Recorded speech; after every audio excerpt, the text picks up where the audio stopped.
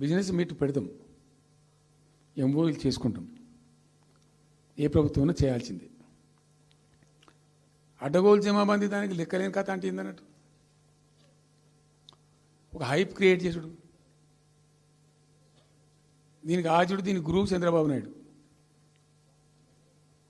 ఇప్పుడు చంద్రబాబు నాయుడు చెప్పిన లెక్కల బిజినెస్ వచ్చేది ఉంటే, ఎంఓయూలు సక్సెస్ అయ్యేది ఉంటే ఆంధ్రప్రదేశ్లో ఈ పాటికి 20 లక్షల కోట్లు వచ్చి ఉండాలి. ఆయన ఫస్ట్ టైం అలా సీఎం ఉన్నప్పుడు ఆ ఊళ్ళో పెట్టే కదా, వైజాగ్లో, అమరావతిలో కదా, వైజాగ్లో పెట్టిండు. వైజాగ్లో ఎవరు వెళ్ళి ఎంఓయూలు చేసిన వాళ్ళంటే వంట మనుషులు అని చెప్పిండ్రు. ఆ స్టార్ హోటల్లో బయట వంట మనుషులు, వాడు ఎవడ సప్లై చేసేటోళ్ళు, వాడు వచ్చి కూర్చోపోయి సంతకం పెట్టే పెట్టిండు వాడు పాపం. అవునా అండి, పాపులర్ అయింది అది.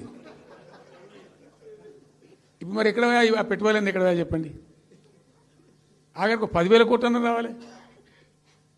15 లక్షల కోట్లు, 6 లక్షల కోట్లు, 8 లక్షల కోట్లు.